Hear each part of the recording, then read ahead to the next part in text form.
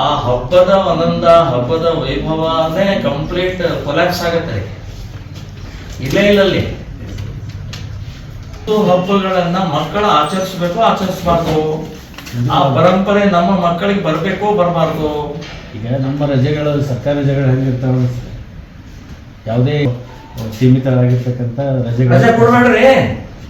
ಈ 10 ದಿನ ಅಧಿಕೃತ ಯಾಕೆ ಘೋಷಣೆ ಮಾಡ್ತಾರೆ?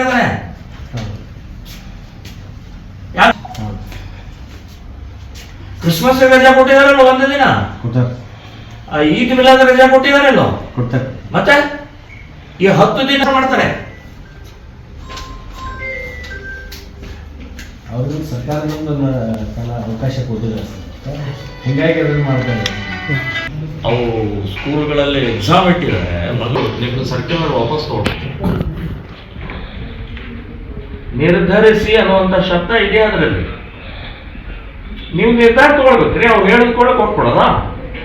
ಯೋಚನೆ ಮಾಡ್ಬೇಕು. 99% ಅಲ್ಲಿ ಹುಡುಗರು ಓದ್ತಾ ಇರೋದು ಹಿಂದೂ ಹೆಣ್ಮಕ್ಳು ಓದ್ತಾ ಇದಾರೆ. ಹಿಂದೂ 11ರಿಂದ 12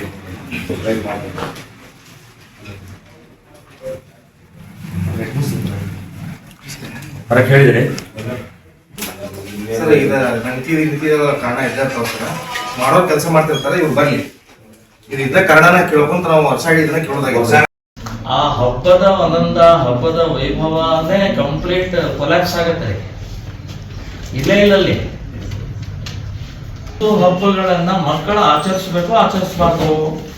ಆ ಪರಂಪರೆ ನಮ್ಮ ಮಕ್ಕಳಿಗೆ ಬರಬೇಕು, ಬರಬಾರ್ದು. ಈಗ ನಮ್ಮ ರಜೆಗಳು, ಸರ್ಕಾರಿ ರಜೆಗಳು ಹೆಂಗಿರ್ತಾವ, ಯಾವುದೇ ಸೀಮಿತವಾಗಿರ್ತಕ್ಕಂಥ ರಜೆ ಕೊಡ್ಬೇಡ್ರಿ. ಈ 10 ದಿನ ಅಧಿಕೃತ ಯಾಕೆ ಘೋಷಣೆ ಮಾಡ್ತಾರೆ?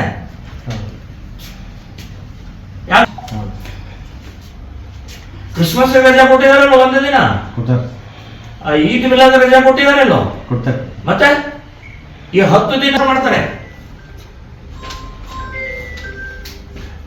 ಅವರು ಸರ್ಕಾರದಿಂದ ಅವಕಾಶ ಕೊಟ್ಟಿಲ್ಲ, ಹಿಂಗಾಗಿ ಅದನ್ನು ಮಾಡ್ತಾರೆ. ಅವು ಸ್ಕೂಲ್ಗಳಲ್ಲಿ ಎಕ್ಸಾಮ್ ಇಟ್ಟಿದ್ದಾರೆ, ನಿಮ್ದು ಸರ್ಕ್ಯುಲರ್ ವಾಪಸ್ ತಗೊಳ್ಳಿ. ನಿರ್ಧರಿಸಿ ಅನ್ನುವಂಥ ಶಬ್ದ ಇದೆ ಅದರಲ್ಲಿ. ನೀವು ನಿರ್ಧಾರ ತಗೊಳ್ಬೇಕ್ರಿ. ಅವ್ರು ಹೇಳಿದ ಕೂಡ ಕೊಟ್ಕೊಡೋದ? ಯೋಚನೆ ಮಾಡ್ಬೇಕು. 99% ಅಲ್ಲಿ ಹುಡುಗರು ಓದ್ತಾ ಇರೋದು ಹಿಂದೂ ಹೆಣ್ಮಕ್ಳು ಓದ್ತಾ ಇದಾರೆ. ಹಿಂದೂ 11ರಿಂದ 12